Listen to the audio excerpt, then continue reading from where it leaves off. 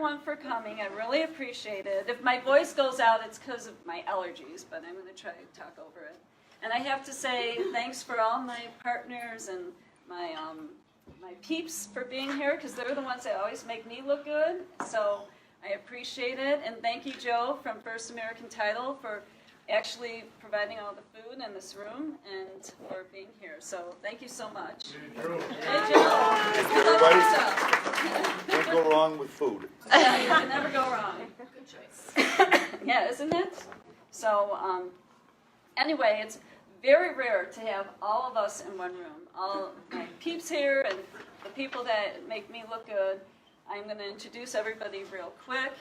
This is Alan Monet. He's a home inspector I've used for all 25 years. I've been doing real estate, and along with Denny, his partner. And Bob Shabopoulos is a contractor that I recommend to some of my clients who need to do some work in their home, which I'm going to lightly talk about. Wendy, my stager, she's like my right-hand person. Katie, my lender, who is awesome. She saves deals. She represents my buyers. She also helps save deals on my listings. Donna Sandash, who is one of the two attorneys I recommend. You'll see it on my trifold in the folder. But love Donna. She's really easy to work with. She helps keep deals together, except for the one today. We had to get bad news on the way here, but and that was because of a home inspection. So I can talk more about that as well. Yes. So we all have like 15 minutes each, and it's very hard for me to condense everything I do in 15 minutes, but I'm going to kind of talk about some of the highlights of selling a home. And of course, then if you ever have any questions, I have in the folder our cards, all our info that you can always call me or anybody, or I can get you in touch with whoever as well. So anyway, yeah, we have to be out by 8:30. I don't think they'll kick us out, but you know, who knows. So I'm here to highlight all the insights into selling a home. Everyone thinks you just throw a sign up in the yard and yay, everyone's going to come running to me and I'm going to have it sold and it's going to be great. Well, there's a huge process to selling. And I've been doing this 25 years. I've sold over 1,000 homes. And I have to say, each home is different. You know, each listing can be different.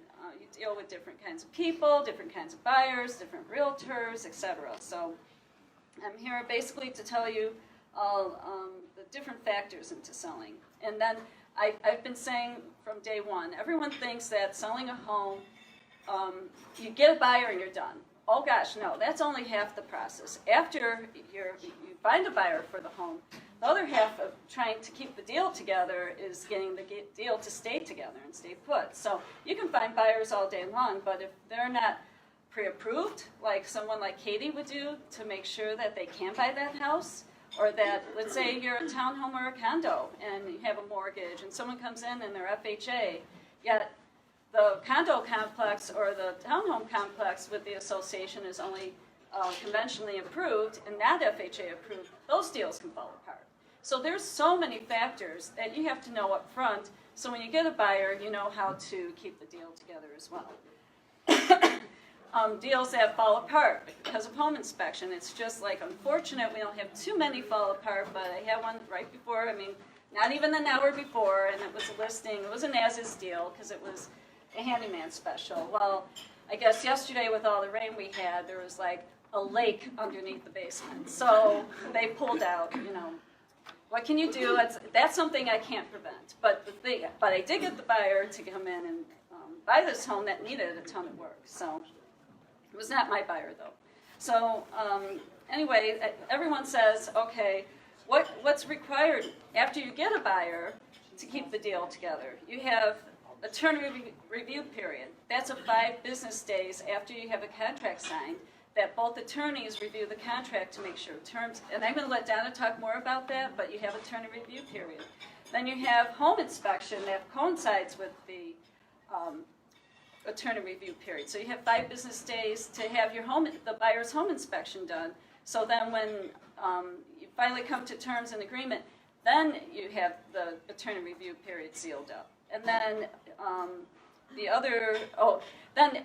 think, I got my buyer, now we went through attorney review, we went through home inspection, I'm done. Oh no, you have to wait for the buyer's loan to commit. So there's a process to that too. So what happens, I'm going to have Katie talk more about that, but then we have to wait for the appraiser to come into the home.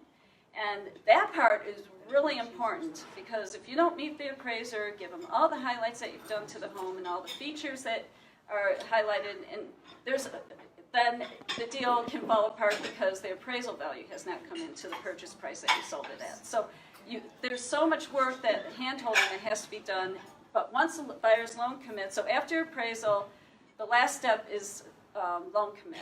And once the loan commits, then you go, oh, thank gosh, we're done. So not quite done because then you have to go to closing too.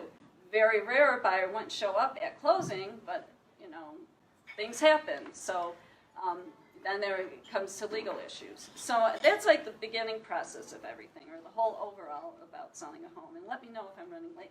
You're fine. But so there's actually 6 factors to selling a home.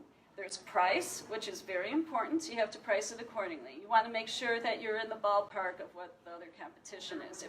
If you're in a home area that sells for $200,000 to $300,000 and you're asking $350,000, guess what? You're way overpriced. No one's going to be looking at your home, and if they do, they're going to try and negotiate you down to what the area solds are. There's condition. Condition is really, when I take a listing, it's a process. I have had clients like Wendy knows. Oh, Jackie, we're interviewing several agents, so they'll hire me, but we want to get this up on Tuesday, and I just met with them on Saturday. I'm like, no, I can't work that way. You have to have the house almost perfect as far as first impressions, because first impressions everything into selling a home. If you don't do the work and have the house presentable and make it look great, by the time it gets on the internet, and then you have to adjust and change it, it's already too late. You've already missed your first impression. So first impression is the everything what I do when I get a listing. So basically, that's when I'm like, okay, I'm going to have Wendy come in, and Wendy's my stager, and she comes in, and she pretty much will tell you what she does, but she gets the house all ready, so then when everything's done, the only person that's really not here tonight is my photographer, and he's my house photographer. He's not a portrait photographer. There's a difference. If you are selling your home, I have people say, oh, my friend's a photographer, blah, blah, blah, blah, blah. No, you have to have, it's 2 totally different processes. It has to be a house photographer who can do wide-angle lens, open. If you have an open floor plan, you want to capture everything in that one picture. You don't want to, you'll see all the time with people, like I see some of my competing realtors that I work with, or I know who they are, but they'll come in and take their cell phone and take pictures and put it up on the internet or on the MLS, which feeds to the internet, and all these different websites. They're dark, and we have some things here. Dark pictures, they do bad angles, some do crooked, they're sideways, there's clutter in the house or in the room, and they're photographing that, or gloomy, if it's dark and gloomy, like we've had the last few days where it's been raining, they take pictures with dark pictures. Well, I have buyers, when I work with buyers and they select homes that they want to see, those pictures are everything in selecting which homes they want to see. So if there's a lot of competition out there, you got to stand out. So that's like my secret to selling is a huge process before we put anything up on the market. Go through all the things. In fact, I just had a listing appointment on, what day was it, Thursday or Friday, and I had Wendy go in over the weekend, and they said, Jackie, we got to get everything up by Thursday, because Wednesday and Thursdays are really good days to list. And I said, wow, okay, but you guys got to get Wendy in, make sure everything's, ready. If you have to fix anything, you need to take time. We'll stay up all night if we have to until Thursday to get ready. I'm like, okay, fine. Well, they call me Monday. Wow, okay, I guess we were more optimistic about listing on Thursday. Can we wait another week or two? I know the market's kind of like at the point where we're going to get it to the holiday season, but meaning holidays, and I'm going to talk about timing too. But I'm like, I'd rather have it go up perfect and our first impression than rush it and then change it later, because then you're backpedaling instead of coming on. And when I get a listing up on the market, 9 times out of 10, I have to say they sell right away, and we could get top dollar. with multiple offers. But the only way to get that, you can't just say, I'm throwing it up and put my pictures up and I'm done and hardly describe the house at all. It has to be a very detailed description of the house, of all the features and highlights you've done. You can't say, oh, this is a 4-bedroom, 2.5-bath home, when that's already in the criteria to pull up a listing. You have to highlight the listing, highlight the features that you have in the home, all the improvements, all the renovations you've made, anything, and especially that you've done in the last 5 years. So as far as price and condition, those are really the two hand in hand. And then the third one is competition. So it always depends. When you put up a listing, if you have a lot on the market that's competing against you in your same price range, or if you only have 1 or 2 homes that you're competing against. Of course, we want to make us look like the best one out there. And, you know, if there's 10 listings that you're competing against, you want to come up as number 1. Like all the criteria when they say, oh, yeah, your home has been favored and it's a top 2 in the area. Well, why? Because we have to make those pictures look so perfect and so ready that it's getting all the attention and showings. And I love multiple offers, and I can't get into that because I only have 15 minutes, and that's like another 15-minute thing, but multiple offers are great, because then when I do sell high in the market that's, you know, not selling as high, when I meet the appraiser, I give them all my offers and say, hey, what am I supposed to do now? Take the highest offer because I'm scared you're not going to appraise it? And they always laugh, ha, ha, ha. But it's true. You want to make sure you do everything so when you meet the appraiser, you can get that price and just be done. And there's times I'm sweating like, oh my gosh, I really kind of sold a little high. Hope it gets through, and then here, okay, appraisal came in, we got the value. So that's the stuff I like to hear. And then timing. So pretty much a home can sell any time of the year, but the best time is always, like a listing, is the springtime. Usually starts around February after Super Bowl, goes pretty strong until Mother's Day. Then we have all the holidays coming up, and that's why I say holiday season. So we have Mother's Day, we have Memorial Day, we have graduations, we have Father's Day, we have 4th of July. Then I always find after 4th of July, we have a little hiccup, and activity really picks up again, and then when Labor Day comes, everyone's set in school, and the market does kind of slow down. Doesn't mean it can't sell, because I've sold in November, December often.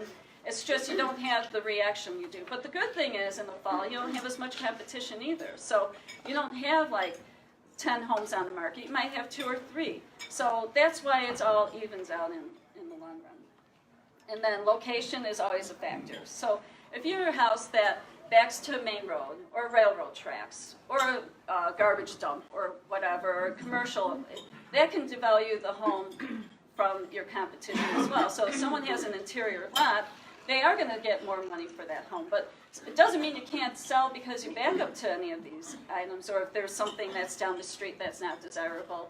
You just have to make yourself look good so people still want it.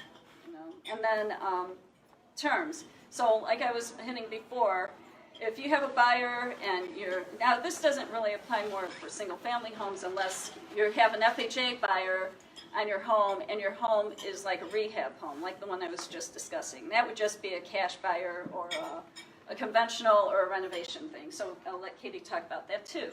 But if you're in a townhome or a condo complex with an association and they don't allow FHA, you have to be careful because you can go under contract and then find out the deal falls apart because the buyer cannot buy that house because they're FHA. So it's all this due diligence you have to do up front when you get an offer to make sure that it can stay together.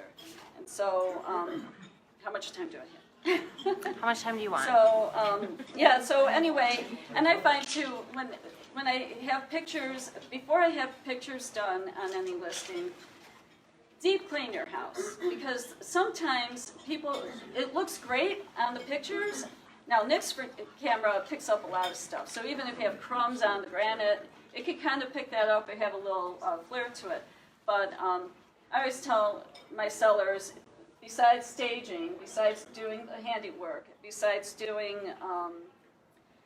getting everything ready, besides the pictures, deep clean the house.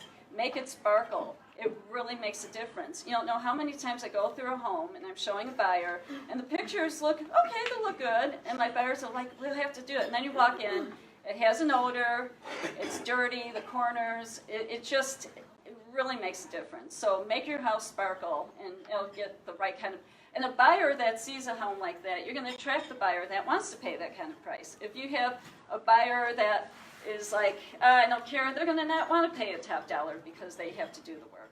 So, and then, and the other part with marketing a home is the internet. The internet has taken over our jobs so much. 1 minute.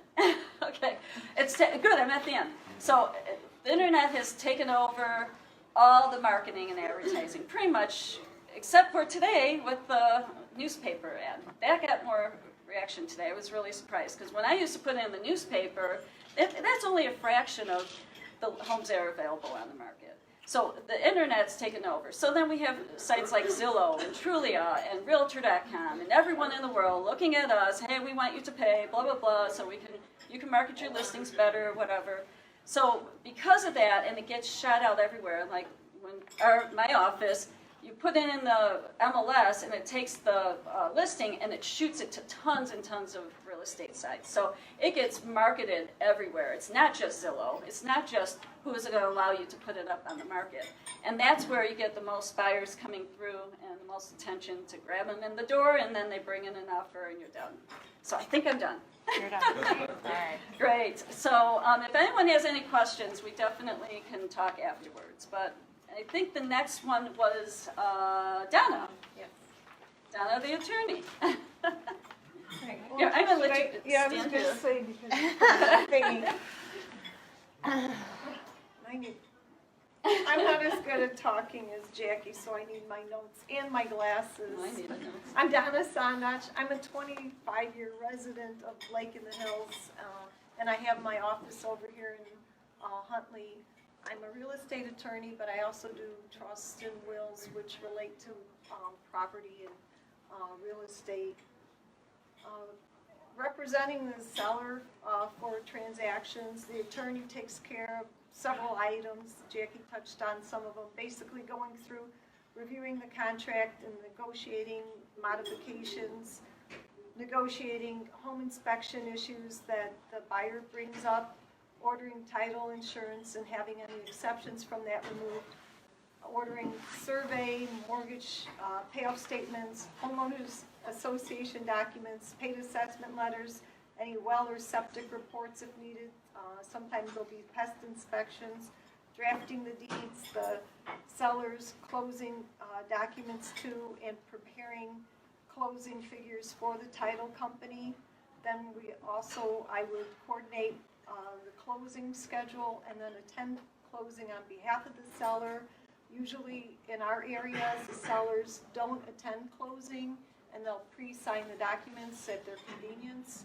So it's like just ran through a whole list of things. That's why I wanted to get it out there so you can see that there's a lot of things that most sellers don't even realize when I'm representing them. They get the engagement agreement, they kind of look at it and it's got this list. I took the list off of my engagement agreement. And they're like, okay. And basically what I tell them to sum it up is I say, when I work with Jackie a lot. I love working with Jackie. I say, when you're working with the two of us, we make sure between us that everything is taken care of that you have to be concerned with in terms of the contract. Because, working together, that's the great thing about having a team that you know and you can depend on. And in Illinois, there's several reasons that we have attorney representation. There are states that don't, like Wisconsin doesn't. I know Arizona. And some of these I know because I've dealt with stuff in Wisconsin. And I've actually had previous clients call me, one not that long ago, from Arizona, no attorney representation. And she's like, oh my gosh, I don't know what to do with this. So she, defaulted and called back to Illinois because she had this real estate contract and she had no idea what to do. But with one of the first reasons we have attorney representation is there's many moving parts. Real estate transactions have all these moving parts that have to come together, and they have to come together. It's all time intensive. There's deadlines, like the 5-day attorney review periods. That goes for generally the buyer is asking for repair requests, but there's also request that the attorney for the seller would have to request. You have to gather information. Any missed deadlines are very costly. Every item needs to be ready at the time in that scheduled time frame. Otherwise, it could delay closing, or worse, the deal can fall apart. And I've seen transactions where, unfortunately, usually the other side won't have things in time, and closing can be delayed. And then Katie can tell you with TRID, the new regulations, if there's certain delays in it, the closing will not happen, and it can't according to law. If you have an attorney, you actually end up saving money, because when I work with you, I know what items are necessary when they're needed, and can avoid rush fees. There are things that need to be ready, and people don't realize that you can't just order certain items and expect it the next day. There could be 2-3 weeks or more to get certain items, say like the homeowners association documents. A lot of them go through HomeWise Docs, which is online, and according to that, sometimes it'll be like 21 business days, or it's a rush fee. And people wouldn't think of this, and they think, well, 2 weeks till closing, no problem, and all of a sudden they're paying an extra $75 or $100 because it's within that time. And someone wouldn't think of it as being a rush item. There's also, when I'm working with the seller, I know what are the right companies to work with for like title or survey. Companies like First American, which does quality work that I know I can trust. And they're an underwriter. There are a lot of different title companies or title brokers out there, and that's the thing is, not all companies are around, say in 5 or 10 years. Like First American, they underwrite, and they're going to be able to stand behind their work 10 or 20 years from now. Real estate attorneys also, we're flat fee. If your average transaction, the attorney were to charge by the hour, Gosh. it would be A it would be a minimum of $1,000 to $2,000 Or attorney more. fee, because there are so many times. Because that's when you have the attorney work for you. It doesn't matter if I have to call the other attorney's office 20 times that week, or send multiple letters back and forth, or title exceptions that I'm working on. It's all included in my flat fee, which is currently $250. Which is extremely reasonable. Yeah, most are charging Small $45. I like to call it boutique office. Boutique. So, yes, and that's the thing is, with the attorney at the flat fee, I'm available anytime. That way, if there's a call, I have clients, I tell them, call me anytime, night or weekend, and if I have time, I'll get back to you. Because you don't want to have to be in the middle of this transaction and you don't understand something, and you have to sit there and wait and wonder, what is this? Or that is the wonder of the internet. Emails, a lot of times people can send an email, and you got that attorney right there to answer the question. Hey, this is what it means. Don't worry. Don't panic. And then one of the biggest reasons, too, is when you have attorney representation is avoiding litigation. We know society these days, everybody loves to sue. And things do happen, and people won't just sit back and say, oh, well, I won't worry about it, I won't sue. There are things that come up. Unfortunately, like one transaction I had, I was on the buyer's side, and the attorney on the other side probably should have worked a little closer with their client, because the client didn't disclose things properly. We were talking about flooded basement. They did not disclose that basically their basement became a pond once it rained. None of this. And so as soon as closing happened, a week later, there was a rain. My client in this new house had a pond for a basement. Stuff like that you don't realize that there's things you have to do. There's disclosures, there's notices, there's a lot of wording in those contracts that you have to be very aware of. And in fact, the contract, now we're at the 7.0, which I really don't understand how that goes, is because they started like in 2000, the multi-bore contract, But it's like, it was 6.0, 6.1, then it jumps to 7.0. Yeah. Their numbering system doesn't Well, it always. started as 2-page legal size, now it's 13-page letter size. 13. No pages. disclosures before 3 disclosures now. But that's even now, there's a lot of people working in real estate transactions, attorneys and realtors, both getting used to this new contract because it's about, we had a new one, it was about, what, a year and a half, 2 years ago at Yeah. most. Yeah. So they changed the contract and they'll just make subtle changes in it that if your average person looks, it looks like it's the same document, but it's completely different because of the slight changes in the wording. And that's the thing, is when you have an attorney, you want to have proper contract review and negotiations that are necessary. There's important disputes that can happen from ambiguities or errors in the contract. I make sure that the contract's clear, the seller understands how the different items affect their interest, and that if there's any modifications made to the contract, that it's not going to adversely affect any other parts of the transaction.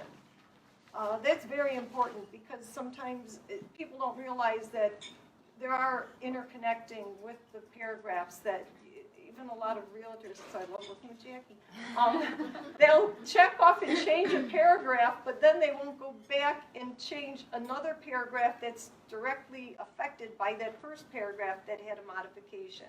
So it's very important to have people who are very familiar with the documents and with everything and how it all interplays. And then another part of the contract, it's that it has to convey, it's important, is good and merchantable title by warranty deed. That's evidenced by title insurance. And most people, that's why they like having the attorney so they don't have to worry about these things, because show of hands, how many people here know all about title insurance, right?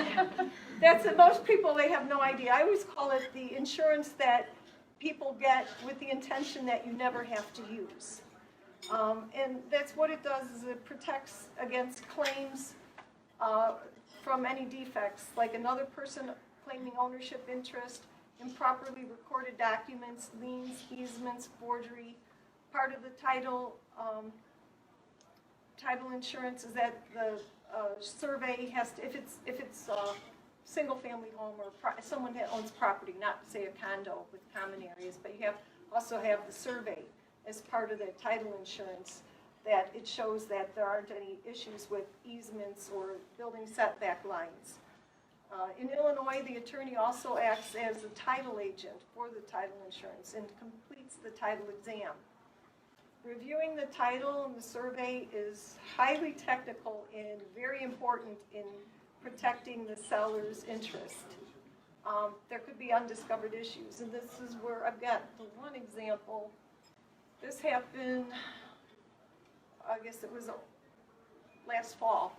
I was representing a seller for a property, and the previous seller, there was an error somehow made with the seller's attorney and the title company from a transaction. Disclaimer, I had nothing to do with that previous transaction, and neither did First American. I was working with First American. I was really glad because I worked with them, as we found out when I was doing the title exam, one of the previous owners was actually still in title, had ownership interest to this property. I had to contact my client and say, you know what, you're not the only person who owns this property, because there was an error made with the title exam, and that's where you really have to have competent people and work with. That's, I have a select group. I want to work with people I know, vendors, companies I know I can trust for good quality work. I don't know what happened in that last transaction, but I was glad as I was able to work with the underwriters with First American. We contacted the other title company and had to do different, that's the attorney magic. We waved the magic wand and there were no delays to closing. Everything happened and it got settled out without any problems. But that's the kind of thing is where I say avoid litigation. You think of that kind of thing. If you sell a house to somebody and oops, you sell them a house that they're not the only owner and they think they are, that could be a potential lawsuit. Then there's, like I mentioned earlier too, is when you don't have an attorney, I've had the clients, the one poor client of mine called from Arizona, was completely overwhelmed because, they didn't have anyone to explain it. You don't have someone looking out for your best interest and explaining the legal process. There's, when it comes to gathering all the information then for closing, I said the closing documents, the deed is important, title insurance, also gathering all the figures to make sure everything's there, verifying property tax prorations. That's, in Illinois, we pay You prepare property. the deed too, don't you see? Yes, I do the That's deed. our thing, just I've noted, because I know a lot of people like to do a for sale, I don't do it yourself. Hope you know how to prepare deeds and legal documents, because as a seller, that's a requirement. So if you ever do it by yourself, that's. I was getting the deeds too. So, Because, I mean, you gotta prepare deeds. yes, I mean, the documents, the closing figures, and that's the deed. With deeds too, well, this is, we're talking mostly sellers, but there are different ways to hold title in Illinois, and that's a lot of people too, is you may own your current home either, if you're married, it could be joint tenants with right of survivorship. Sometimes people get that, or tenants by the entirety. Different ways. Basically, tenants by the entirety is the way married couples would want to now, is because but it has to be both spouses and their primary residence only, because if something happens to one or the other, it goes to the surviving spouse, similar to when you have joint tenants, except that tenants by the entirety is the only one that creditors cannot attach any debts to it unless both of the owners owe on that debt. So that's where I guess anyone, if you're just here thinking about maybe selling someday, that might be something you want to check, is to see how you own your property right now. If you're not going to be selling anytime soon, and you're like, oops, I do have it as joint tenants and not tenants by the entirety, which would offer more protection. But that's the thing too, is when preparing the deed, the attorney, that's the most important document at closing. And we have to verify there are many things, and I've seen people do, because sometimes they've tried quitclaim deeds. They can do they get a copy. The internet is a very dangerous thing. They'll get copies of documents and they'll try to fill in these things, and I'll go, that's really lovely, but it absolutely has no legal effect, because there are certain requirements each deed has to have, and it has to have proper legal descriptions, everything and the proper people have to sign too. They don't always realize that, because if you're, say you're selling the house and you're the only one on title, your spouse also has to sign. They have homestead interests. There's a lot of things, little details that we don't always think about, and at least we hope you don't have to think about when you're selling, when you have an attorney, is because then I worry about all those little things. But yeah, having an attorney representing you ensures that the process moves smoothly and efficiently. I make sure it's as fair and transparent as possible, and to be there to advocate for you. And that's the thing, is as attorneys, it's required by our state governing body, is we have to be an advocate. Even in court, not in court, whatever we're doing, we're advocating for you. Joe with the title. Anything else? Do we have questions yet? Oh, and you know what I was going to tell you is, in that packet, almost read, there is a seller closing cost estimate sheet that I included there, just to give an idea. These are different things to give you an idea about how much your possible net proceeds would be. And a lot of these basically are dependent on sales price. So it's only got my attorney fee in there, because the rest of it is very dependent on either what county you're in for the survey, or what the final price would be. Yeah, but I would say, I know with attorneys, and this is what I tell everybody, I have clients that come and they get transferred from California or a different state, and I don't need an attorney, what a waste. I'm thinking, first, it's your biggest investment. you know, that you're selling or buying. Secondly, and you really have to have an attorney here. And secondly, you go to other states and the commissions are usually 6 to 7% because the realtor has to do a lot of the work. But here, it's generally, we're not supposed to quote standard or general, but generally it's like 5% commission, and you save the 1% by paying $250 for down. So that's what the big thing. But attorneys just protect your total investment, and you don't have to have headaches later. Or and they said too that there's lawsuits that occur. They've done a study on lawsuits in real estate.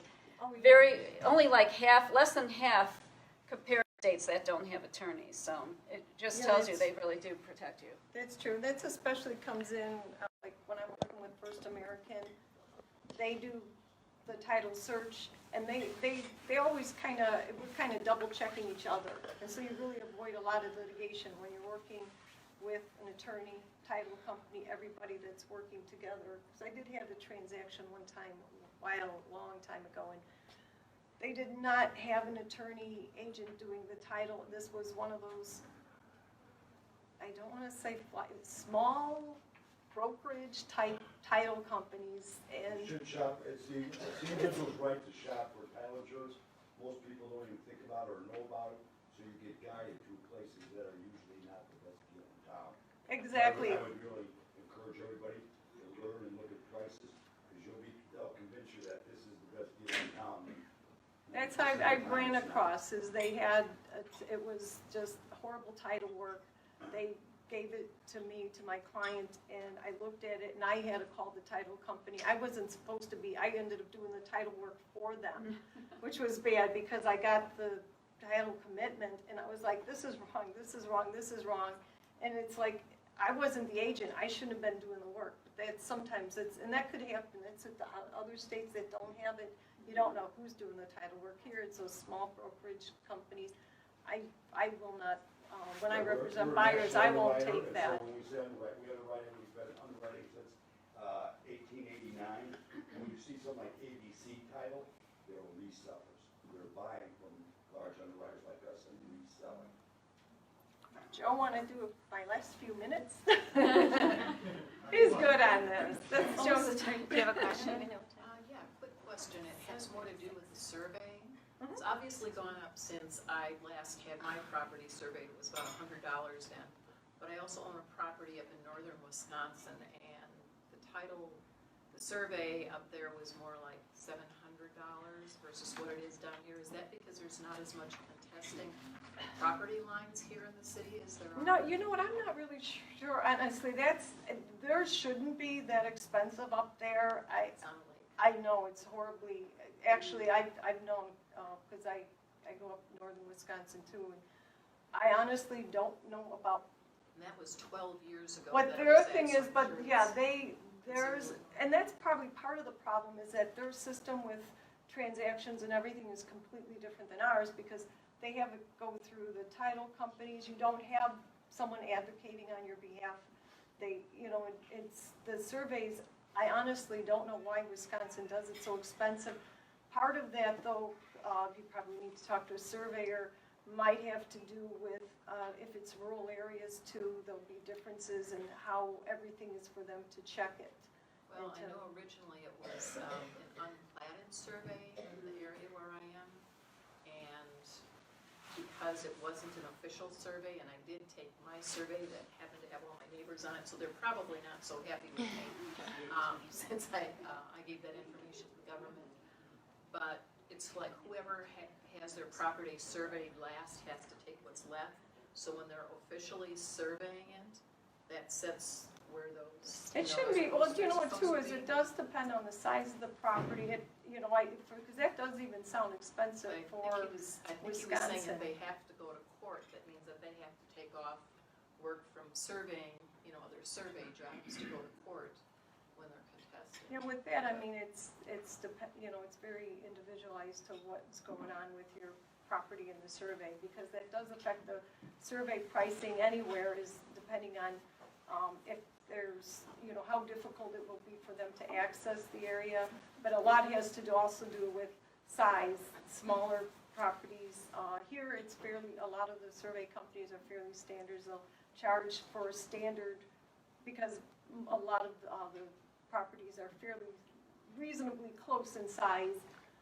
So they'll charge the same price for like one county versus the next. And it's a lot more standardized. Wisconsin, it has to do with, you know, size of it, the remoteness, and all the little individual things that are special to Wisconsin. They don't make as much money during the winter? That could be it too. Well, Donna? Yeah, even DeKalb County is more expensive. I just found that out. Yeah, but Which is rural, unusual, they 'cause do usually it. it's opposite. Some of the rules though, I know I've seen some very rural surveys and they don't have the same markers. So it's really, it's very individual. And unless, you know, seeing the survey or what was going on with it, it's hard to give you an idea. And actually a surveyor would be able to tell you better because they design their pricing and they'd be able to, you know, tell you better why there would be a difference. I was just surprised that it was that much more. than They I are paid for more my little bitty expensive. property, you know, here. Sorry. Hold on, Time, sorry. But we can, you can ask questions after. And there's But, yeah, paper too, so if you have something in your head in the back of the book, write it down. Write it down. Yeah. Now for Wendy, Oh, the stager. This is the fun stuff. Right. I'm not gonna bore you with Sorry. the deeds. It's like, sorry. I get very excited about staging, so my name's Wendy Byerlick. I'm with Amazing Staging. I'm Jackie's stager. And basically, I wanted to ask, how many people have had their home staged before? See, that's the thing. Nobody. Yeah, you did. Yeah, with Wendy. One? Okay. Oh, I probably did it. Yeah, I probably did it. Oh, yeah. Okay. A lot of people are not familiar with it. It's been around for a long time, but many don't use it, and I don't understand why, but I think one of the issues is people think it's extremely expensive, that you need to rent furniture, get all your stuff out, do all these things, and you don't really need to. I'm a stager that actually will work with your items in your home, and then if you need decor help, I have decor that I'll loan you. So I need that drink. I do. What is it, dry in here? If you need the decor help, because some people have maybe outdated decor, or they have none on their walls, it really makes a big difference to actually have the decor. So I have that service. I also do virtual staging, which is where I inject furniture and decor into pictures. So I'll take the pictures from the photographer and inject, furniture and decor and all kinds of little things. So it really gives them an idea of what it could look like. Because empty, it's kind of hard to visualize where you put things or how it would fit. So with virtual staging, you could see what it could be. And how many people here know any stagers? Does anybody know any stagers? Yeah. Oh, gee, which one do you know? There's a few out there, and everybody, they may work a little bit differently. You could have probably two stagers in there, and one will do something a little bit different. But the goal of staging really is to maximize your square footage, because that's money, right? Update. I'll let you know about updates if there's things that have been dated for quite a long time. I can show you inexpensive ways of updating some of your fixtures, faucets, things like that, hardware. And also too, I will also go through, let me go back one. Here's what I do. First, when I walk in your door, I'm going to take a tour, and I'm going to go room to room, and I'll take some photos, and then we'll go back and go through each room together. You'll take some notes, and then depending on your budget too, I will suggest everything that I feel will help you, get the property ready for market and maximize your dollars. I don't charge a ton of money, which is good, but we'll talk about that in a minute. But I will go through each room with you, you take the notes, and then I'll make my suggestions. Now, of course, some of them do a few things, and some of them say, hey, I'll do it all. Whatever you want me to do, I'll do. which is great. I love those Love kind those because, sellers, yeah. Love yeah, because it really works. Staging works. does. I mean, it really works, and that's why Jackie uses it all the time. It's like magic. And sometimes I've had sellers that said, well, gee, maybe I'll stay now. So, Yeah, I mean, we've had all a right, couple that did that. No, Jackie needs a commission. I know. No, but I have an artist background. I design jewelry. I also decorate, things like that. So I also have real estate background. So I have sold real estate. So I do understand what goes into selling a property too, not just the decor and all that. Also, let's see. My fees, I have a consultation, which is the first step. The consultation, like I said, I'll go room to room with you. You take notes, I'll take pictures, I'll make your suggestions. And then if you need me to come back, then that's an additional fee. So the consultation is only $150, which is really, really a good deal. Because the amount of information that I give is amazing. It is amazing. Well, you pick colors. That's why she's amazing. Amazing. You pick colors. You stop the husband-wife debates Oh, about. gosh, yeah. Well, some look at me like, really? Do we have to do that? I know. Or they'll call me after. Wendy was just here. Do we have to do this? Yes. Yeah, I mean, I prefer you do it all. Now, sometimes certain things aren't in the budget. I'll work with your budget, and we'll pick out the things that are most important, that I feel, will do you the most good when selling your property. I mean, we're all on the same team. We're trying to get you the most money and sell Waste quickly. amount of time. Yep, because who wants to have people traipsing through their house all the time? And then what happens too with staging, you don't have to worry about your competition so much too, because you have They to look don't at who are you stage. going up against. If you're not staged and looking good, they probably will go and buy that house.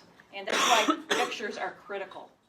So when she's got a professional photographer who takes awesome photos, and I'm sure you've seen and gone into homes where there's boxes all stacked up in the corner. Like Jackie said, rooms are dark. They didn't clean Clutter, up. yeah. Yeah, all kinds of stuff. And sometimes the furniture's blocking the space, that kind of thing. So it's really important to actually maximize your square footage, and that's what I will help you do. And I see things a little bit differently than you do.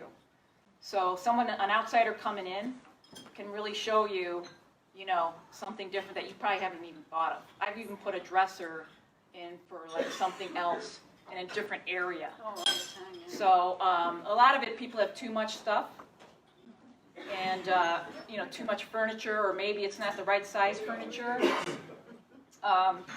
Also, if you're dated, like in fixtures and things like that, I'll help you. I can even help you pick out some fixtures. And what I do is I look for the best deal and the best looking product, because I really do a long search of. I'm all about saving money.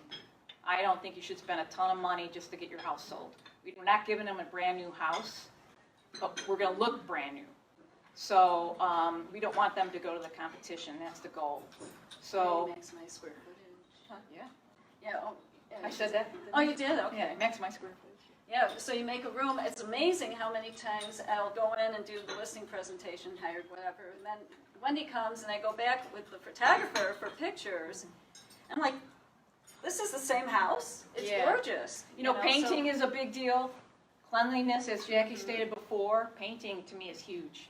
It can transform a place instantly. And you want to be updated with your colors and things like that.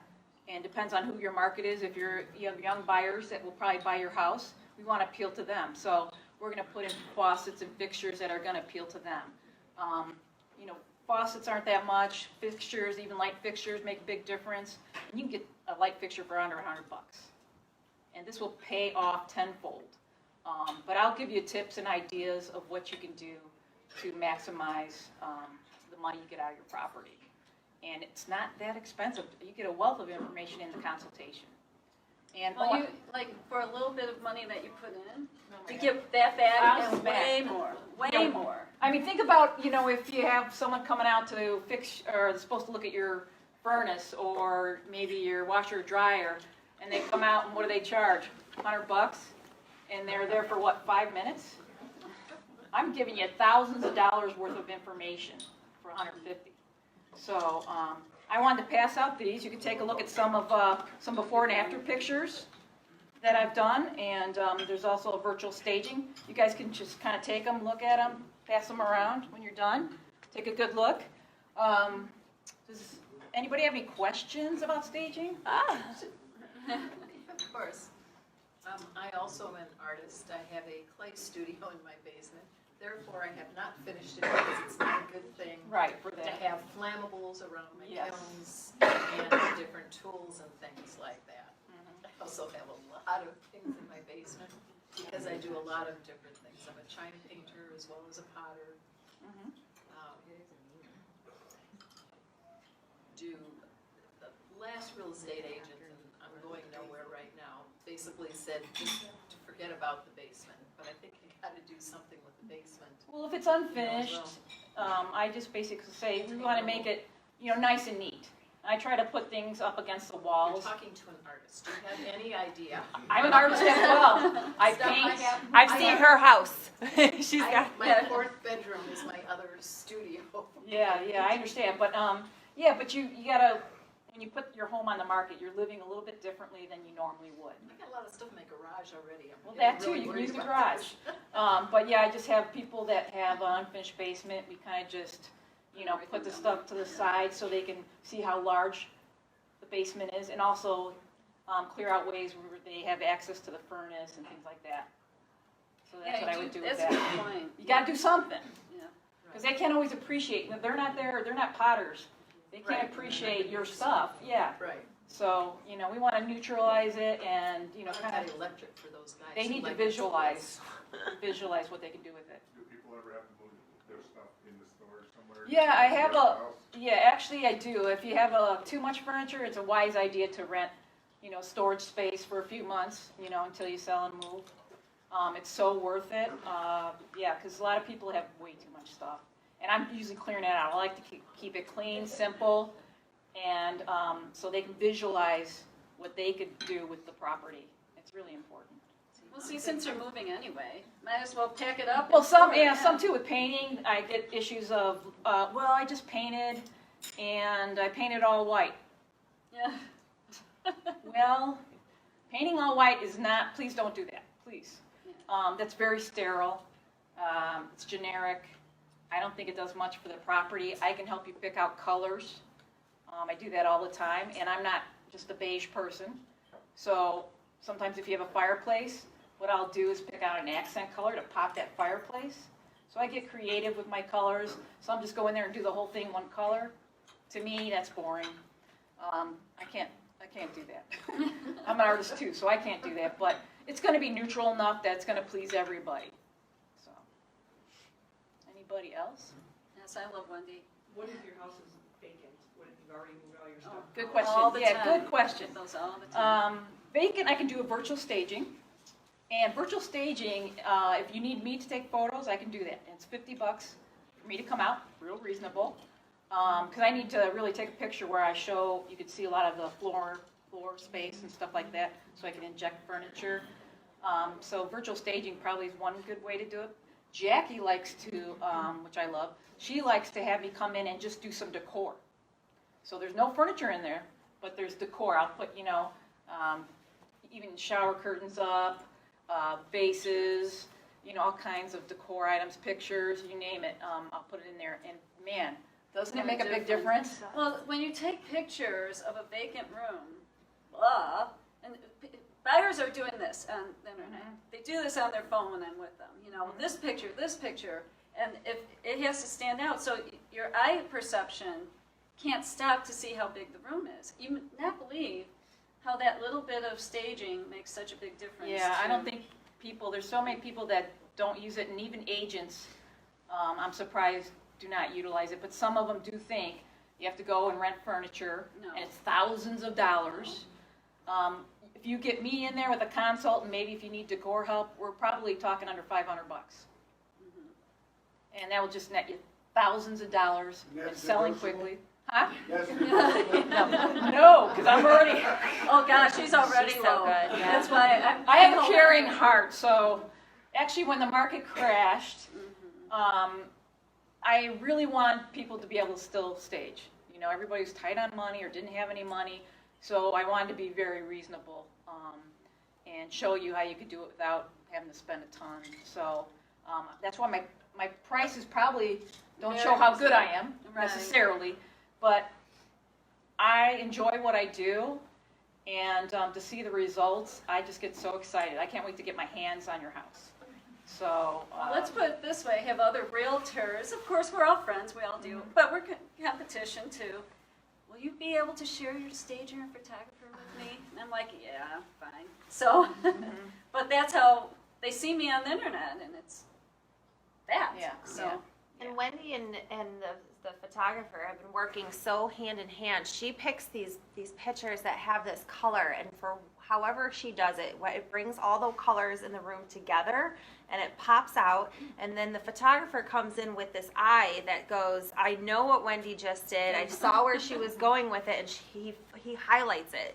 So there'll be just a vase or something with like, I love when you put like lemons, or you'll set up the table how it is, and then all of a sudden the photographer comes right behind and it captures, and it literally like pops off the page. And that's kind of what you're looking for, the buyers to stop for that second and go, whoa, that's just, you know, it's 3D art to them. And Wendy has that eye, and again, works with the photographer. They go hand in hand to just find the color, find that pop that just sets you apart and makes somebody stop. Yeah, you could just compare Jackie's photos to other listings from other realtors, and you'll see a big difference. And that's why a lot of them actually ask her, you know, who's your stager? You know, it's like, yeah, how do I you sell a have home to so work hard.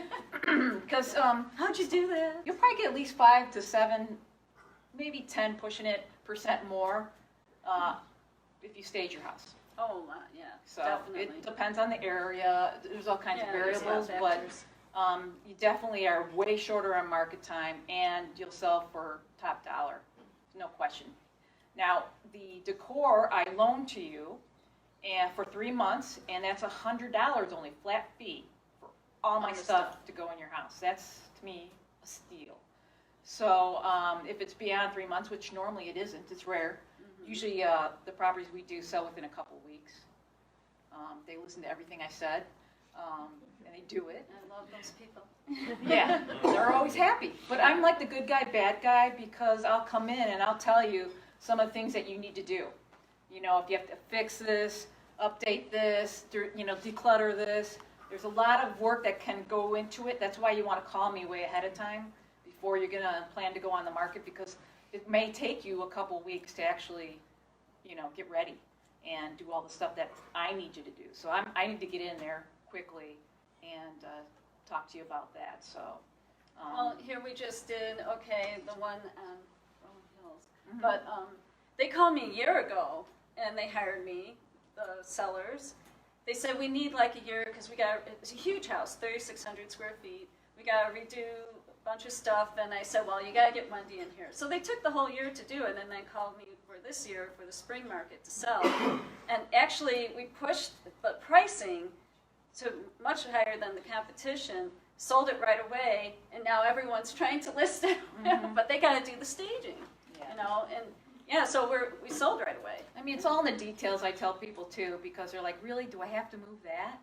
You know, Yes. and I say, yes, because you'll see it right, you know, at the end, you'll see how it all comes together. It really makes a big difference. And some of it will sound trivial. I mean, really. But you know, when you put it all together and you see it in the end, you're amazed at the difference. details, Even just moving furniture, placement of things, it's huge, huge. So, anybody else have any questions? Yeah, because now we got to I move do on charge, to well, I do charge $115 an hour. after the And typically, that's if you need me to come back and do decor. That usually, probably about 2 to 3 hours is average for the average home. So that plus the decor, which is $100 for 3 months. So it's really inexpensive to really do. Well, what I do is, with all my sellers, when they list with me, part of my program is you pay Wendy up front, and then when we close, I reimburse all those costs to you at closing off my side of the commission. So that's been working too, and everyone's like, yay. Yeah, so I'm the bad guy that I make you do all this work, But you get back. but I'm the good guy in the end because you're you're selling for top dollar and quickly.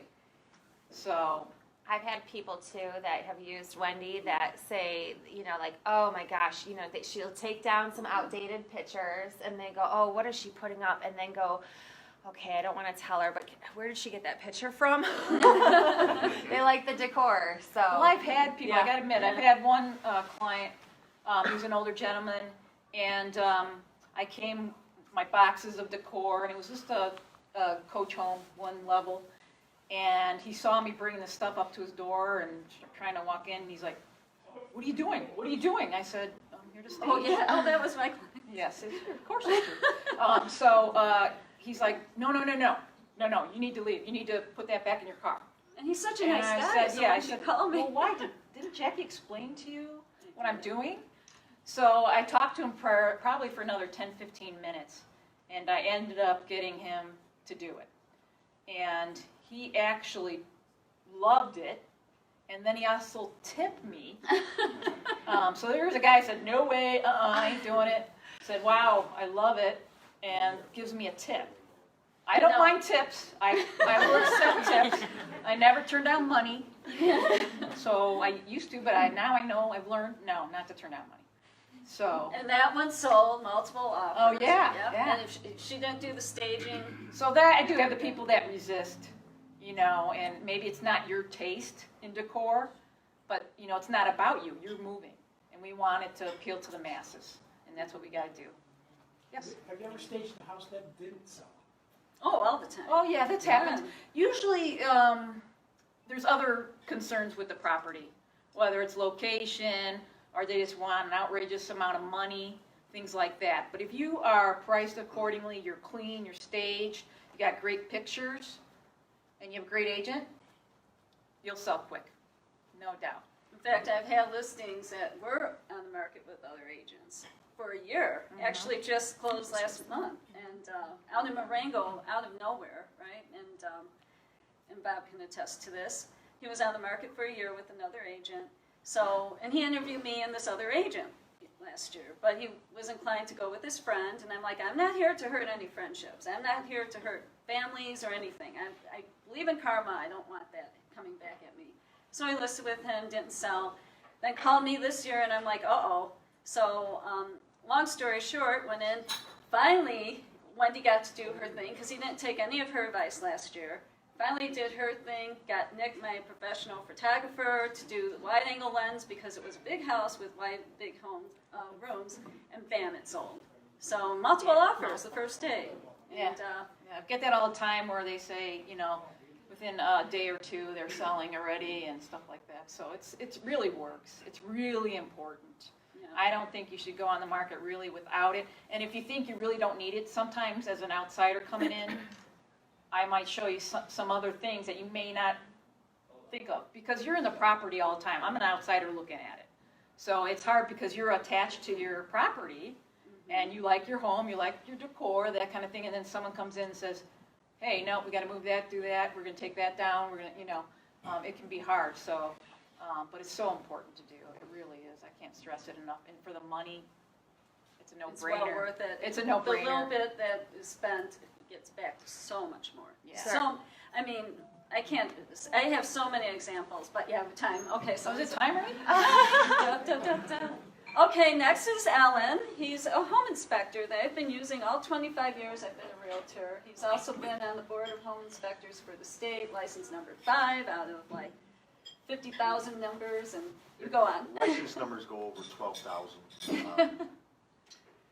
In 2002, I was appointed, in 2003, they started licensing home inspectors. In 2002, I was appointed by the governor. The one out of jail, not the one still in jail. To the Illinois Home Inspector Advisory Board. In that capacity, I actually helped write the Home Inspector Licensing Act for the state of Illinois. And I helped write their standards of practice, the guidelines that all home inspectors are required to follow. Home inspections on an average home we're looking at 3 hours. I had a realtor call me the other day and said, the guy was in there an hour. Can't do a home inspection in an hour. Just can't. I mean, you can, but you're not going to do a good one. My partner, Denny, come on up, Denny. So Denny and I, he's been with me for 20 or 21 years? 20, yes. 20 years. And we work very, very well together. Right now, he's the one that's doing the heavy lifting because I tore my rotator cuff. And that's a very painful injury, so, but, you know, he knows what he's doing. And we go in and we look for things that we go above the standards of practice. You can exceed the standards. What you have to do is the minimum.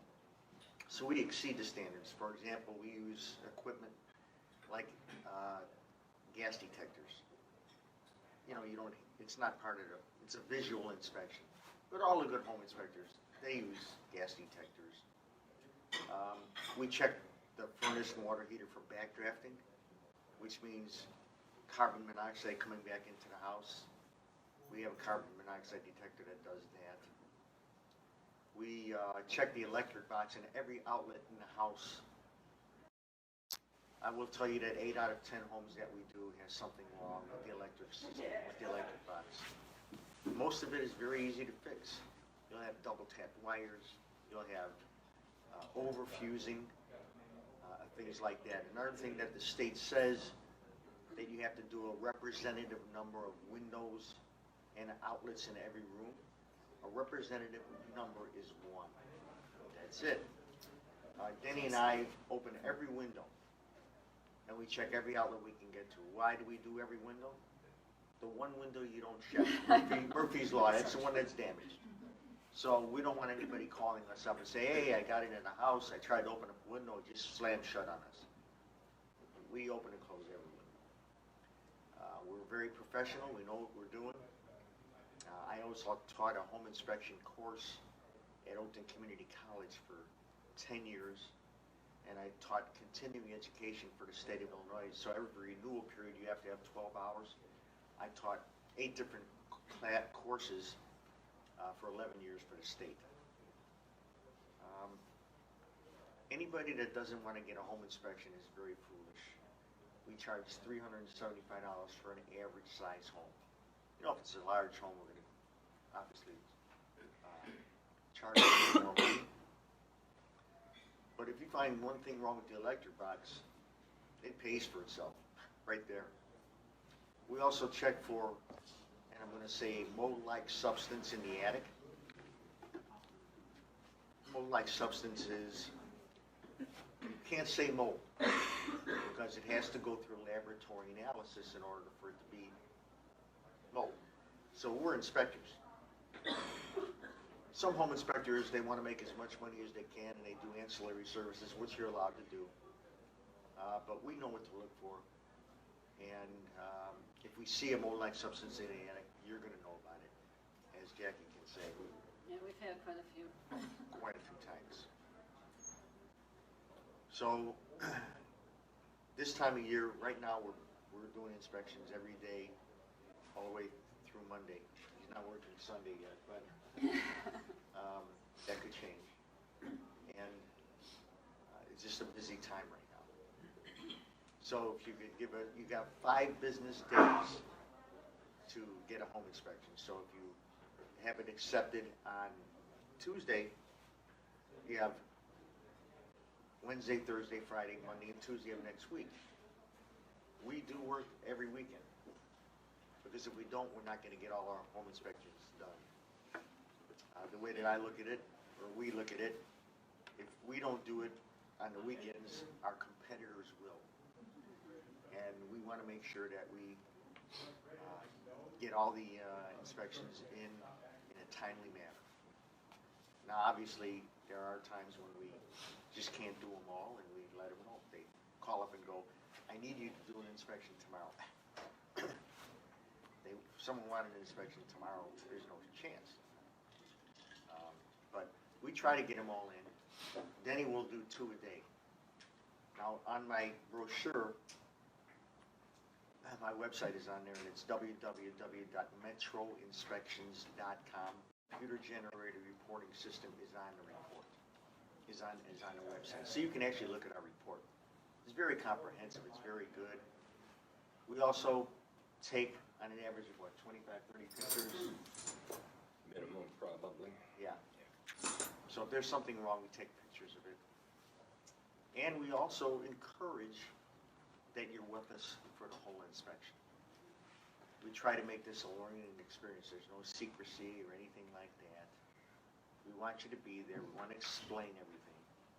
Every once in a while, you're going to run into a person, seller that's very unreasonable. And I'll give you an example. One day I did a home inspection and I went up on the roof. And we walk every roof, by the way. We don't do the drones like these guys are doing now. When you get on the roof, you can see it.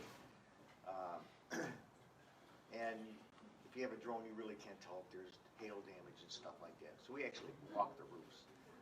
So yeah, I got on this roof, and the seller was there. And he comes back and he goes, "What were you doing on my roof?" This is part of my inspections. "Well, you should have let me know. You're not insured." I says, "I am insured. We've had insurance since day one." So then I'm going to go in the attic. He goes, "You're not going in my attic." I says, "I have to go in your attic, sir. Otherwise," "Nope, you're not going." So the realtor was there. It wasn't Jackie, this was another realtor. And I told her, he's not going to let me do my inspection. So I said, okay. I told my clients, I said, "Look, this inspection is over with right now.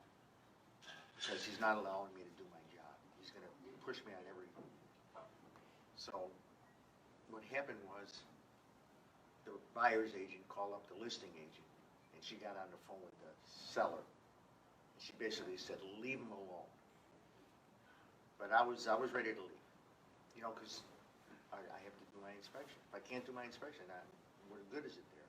Also, if you're buying a vacant home, you want to make sure that the water and gas and electric is on.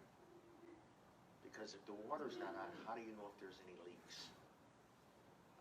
So it's very important that all the utilities are on. And also, if it's an older home, you want to go hot on the left, cold on the right, and then make sure the water pressure is the same out of both pipes. Then you turn on the bathtub, same thing, hot on the left, cold on the right. Let everything run, and then flush the toilet. You want to see how much drop of pressure there is. If it's 20, 25% drop, that's normal, really. But we've had it a number of times where it goes to a trickle. That's not good.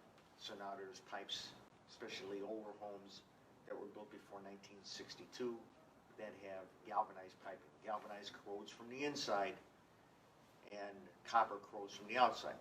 So the hole on the galvanized pipes gets smaller and smaller. Eventually, we have no water pressure. So there are certain ways to do a good home inspection, and we do a good home inspection. And is there any questions I can answer? Yeah. Do you do radar testing, and is that ancillary? It is an ancillary service, and what we do is we go through one of 3 companies, and the reason we did it for 7 years, and the reason I don't do it anymore is because, so let's say I'm out here in Lincoln Hills, and I place a radar test. 48 hours later, I got a home inspection in Mount Prospect and one in Evanston. Now I got to go all the way back here to pick up the radar test. I just couldn't. We were doing 500 plus inspections a year at the time. So now we just, I still am a one-stop shop. But yes, radon testing is very important. It is the second leading cause of lung cancer in the United States.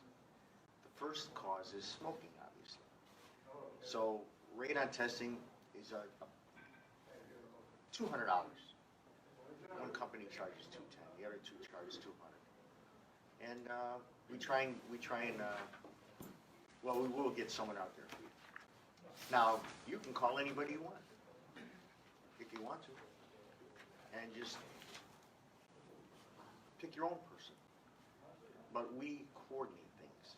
So we'll call one of the guys and say, "Listen, we're doing a home inspection on Friday at 10 o'clock in the morning. Can you be there?"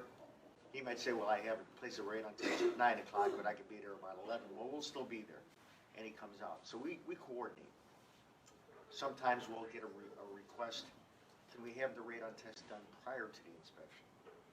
We do that too. He'll do that too. So yes, we do offer radon testing, yes. Some of those things like radon or any other, like, you've got other problems within the house, is it better to fix those or factor that into a rent? Well, that's where Donna and I come in. Yeah, Yeah. and we do pre-listing inspections. We did one last week. Yeah. It's about 10% of our business right now. So if you're selling a house, we can come in there and give you a good idea of what you should probably fix and what you should do. You know, let's say the furnace is 20 years old. It's an older furnace, but it still has some life left. We would recommend that you have a HVAC contractor come out, clean and service it. Costs like $100. And then put that receipt, make a copy of it, put it right on the furnace. Let your home inspector know Yeah. that you've had that done. Now, a home inspector is not going to question the expert, which is the HVAC contractor. Sometimes if it's really dirty and rusty and it's 25 years old, we will say something like, we recommend servicing and cleaning the entire heating system, and it appears that the furnace is nearing the end of its normal life expectancy. Water heaters last about 15 years, furnaces last about 25 years. So we also take the main panel off the wall, look at all the wires that are going through the house. So that's why our inspections take 3 hours. Some guys want to come out there, and we only do 2 a day. When I won't do any more than 2, and he won't do any more than 2, because then you're rushing, and it just doesn't work. So if you just do 2 a day, some guys want to do 3, 4 a day. That's why they're only doing it for an hour, and they're making their money. I love them guys. They're not going to be in business a year or 2 from now, because they got to make mistakes. And that's why you're still around 25 years later. 27 years for Metro Real Estate inspections, 8,700 inspections, mostly homes and condos and townhomes. We've done a number of apartment buildings, which take longer. We've done some strip shopping centers. We've done some warehouses. But our main thing is homes. I really don't care about doing strip shopping centers, although you do make more money. It's a pain. I mean, but I get a call from someone, and this one guy that was using me, he calls me sometimes. He wants me to do a gas station. He sells gas stations. So when he asks me to do it, I'll do it. And any other questions that I can answer? I know, because Yeah. actually, if we can do questions at the end, because I know they're going to probably kick us out at 8:30. And I got Katie still. Let me get that one last Yeah, question. one. If you have radon test, do you have to have, if you have one already, you're gonna need another one? Well, the seller, the buyer will decide if there's a radon test, that if he wants it. And the buyer actually, it puts you in the driver's seat, because if you have a radon test and it comes back over 4.0 picocuries per liter, then it's in an elevated level, and according to the Illinois Department of Nuclear Safety, that's considered at a dangerous level, even if it's 4.1. If it's 3.9, it's okay. We'll figure that one out. But it passes. But if it's 4.0 or higher, then it's in an elevated level. If it comes back high, the seller, and he says, "Well, I'm not fixing it." Can't do that. Can't sell a house with a high rate on it. Right. Yeah? So it puts you in the driver's seat. And if Well, I you- think your question about having to do one before you list or sell I've it? already had one. Oh, Will I need to do it again? How long ago was it done? Yeah, what About period that's 2 years ago. You should be fine if you have that. I have the certificate. Yeah, that's fine. Usually they're good for 5 years now. So if you have that, don't worry about it. If they stay, the sellers or the buyers still might want to get their own radon test. And that's up to them, they have the right to do that. Yeah, because they still do radon testing, even if it has radon equipment in there, because us buyer's agents have to give the buyers a right to do, so when they do the home inspection, they order the radon test, and most likely it comes back below the 3.9. But I always say, as a seller, when I'm representing a listing, and they say, should I do a radon test before I put it on the market? No. Wait for the buyer to decide to do it, because now you got to disclose, you got to go through all this work. I had someone that took them 2 weeks to get their radon levels lower, and it hurt into getting it listed too. So, yeah, just let the She's buyers right. do it. She's right, let the buyers do it. But If we you have gotta that end certificate, with, you're good. I got the hook. Now we're going to switch over to Katie, mortgage lender. Hello, everybody. Sorry. My name is Katie Resch. I'm a senior mortgage advisor with Homeside Financial. I have been advising people of their mortgage options since 1998.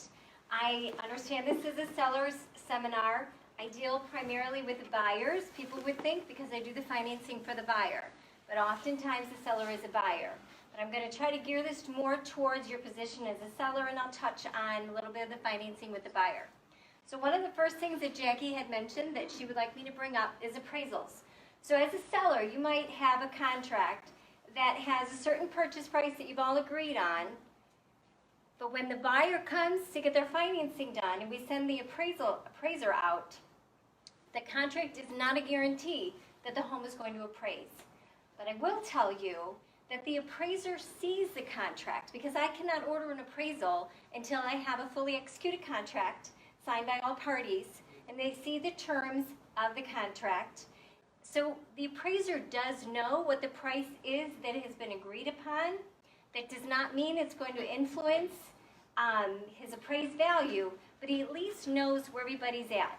But the best thing, which I'm going to reiterate that Jackie had said earlier, is if you especially are a seller in a multiple offer situation, then you are going to want to make sure that Jackie is there to meet the appraiser, because the appraiser does call the listing agent to schedule the appointment to inspect the home.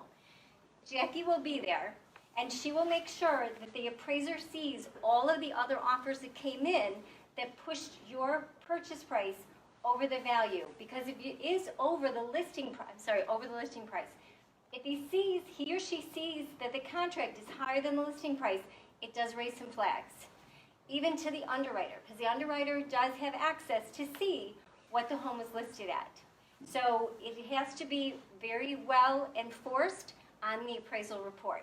So that's probably the worst news of the night. That's not even bad news. Because I will tell you, we don't have appraisal issues anymore. Up until about 1.5 years ago, the system that the underwriting goes through, so we have live underwriters. But when we first take a loan application, we run it through an automated underwriting system, which is put together by Freddie Mac, Fannie Mae, FHA, Ginnie Mae, VA, everybody. So it reads the value. Now, I don't know where Fannie Mae gets their value for the property, but the address is fed in along with the value that's on your appraisal report. If Fannie Mae's system does not see that the value on this contract, on the appraisal, matches or is close to the neighborhood of the value that it has, it asks for a second opinion of that appraisal. I have not needed one of those on a purchase in probably 1.5 years. We did need them constantly because the market was heading up, but their system hadn't caught up yet. So we don't really have that issue anymore. So as a seller, do not worry about the home not appraising. Another topic to bring up, I am going to talk fast because I don't want to be I don't want to go late and have everyone upset with me. Okay, as a seller, if you have a buyer that's coming in, and everybody's heard of conventional loans, we've all heard of FHA. Sometimes people get a little wigged out if they have an FHA buyer.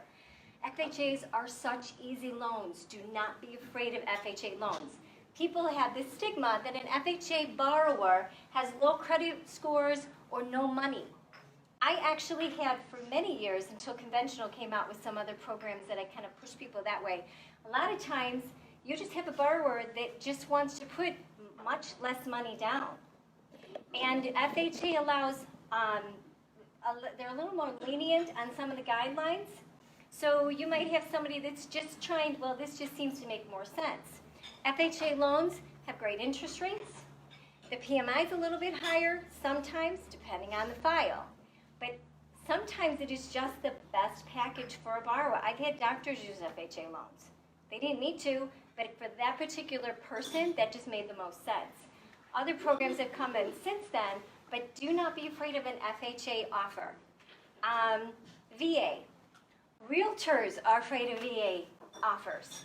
VA loans are probably the very easiest loan to do, well, second easiest. I'll get to the next one next. VA loans, VA offers 100% financing for our heroes. Because somebody's coming in with a VA offer and they're not putting any money down, they're financing 100%, it doesn't mean they don't have money. It means they're taking advantage of the VA loan. They're the most favorable loans. I just love them. 100% financing, no PMI. The guidelines are so lenient. They are so easy and fast to close. The appraisals are done by VA licensed appraisers. So they will come in. They are a little choosy on the condition of the home. FHA, same thing, but it's all health and safety issues. On a conventional appraisal, even the appraiser is looking for health and safety issues. There's just a little closer look with FHA and VA. But please do not be afraid if your buyer has FHA or VA financing. The other thing that people aren't hearing very much about is reverse mortgages. If you have an offer for somebody who is using a reverse mortgage to buy your house, take that deal. Because I close them so fast, and there are very few questions asked on a reverse mortgage. Reverse mortgages are available for people that are 62 and over. I'm not going to get into the details of them because they are cumbersome. They changed them in the last couple of years.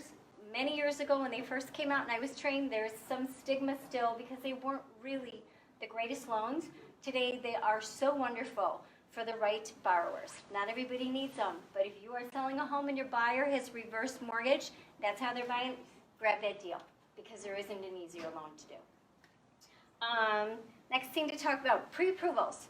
So if you're my buyer, this applies to you whether you're my buyer or if you're a seller and my buyer is coming to you with their offer. So when Jackie brings you an offer when you're selling your house, hopefully the person is using me by chance for their financing. My pre-approval, if my name, Katie Resch, is on a pre-approval letter that accompanies any offer you get when you sell your house, I can promise you, I've run their credit.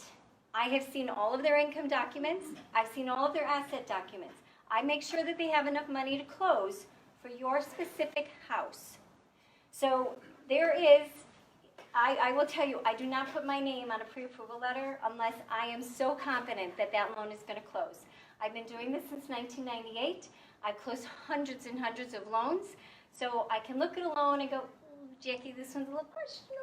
Maybe we have a little work to do first, but if my name is on that letter, I have seen everything I can possibly ask for them to write an offer. I cannot say the same about every other pre-approval letter that you're going to get.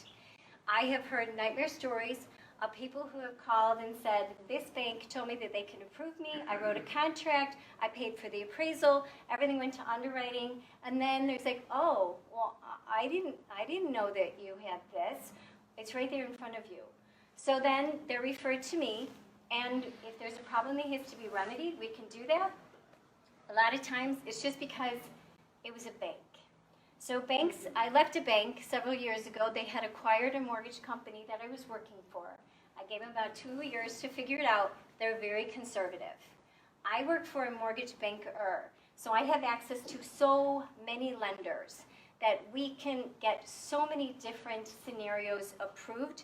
A bank only has what it has, and they're really very tight on their guidelines. So I cannot attest to any other loan officer and how they work their pre-approval letters, but that's what you should be asking. Jackie knows to ask that question when she is listing your house and your buyer is coming with their agent and writing you an offer. She knows what to ask. And she has even asked me sometimes, how do I ask this question to the loan officer? So I'm not even in the transaction. You're the seller, she's the selling agent, and the buyer comes up, and she has even asked me, how do I ask this question? Or this loan officer just told me this about this deal. What do you think that means, Katie? So I can interpret what that lender's trying to say, because there's a lot of privacy laws that we have to abide by. So just keep that in mind, that when you're working with Jackie, Jackie has done the due diligence on your buyer's approval. She will call the lender. She knows what question to ask. Another thing that comes up is contingent. So if you have a house to sell, and you've already found the house that you want to buy, but you don't have your buyer yet, and I get this so often, many people do qualify for financing their new house before they sell their current house. So it's as simple as this. You have to qualify with the new housing payment plus the current housing payment and all of your other debt.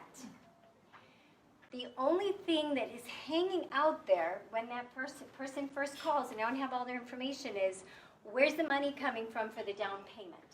Because in most cases, people are using their net proceeds, you're agreeing with me, for the home that they're selling. So here's a couple things that you can do. If you have a line of credit on your current home and it's got equity on it, you can draw from that. We can use that as your down payment. So you still have house number one, you're taking that equity out of the line of credit, and you're going to go ahead and use that for your down payment.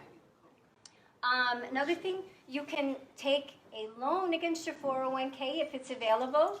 When you sell your house, you pay it off. And I say that rather than a hardship because the money's just going to move right back really quick. But you have to talk to your financial advisor about that. That's what some people do.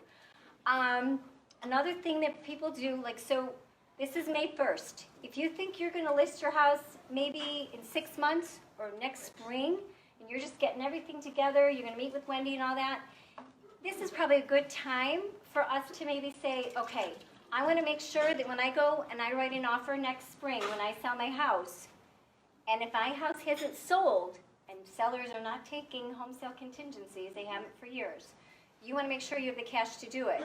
We could do a refinance now to get your cash out. I would, talk to your financial advisor how to hold that cash rather than sitting in just your bank. But some people do that too so that they have it sitting there and ready to go. That's not the most favorable way because people don't get to this point until they're actually ready to do something. And by then, it's a little bit harder to do the cash out refinance.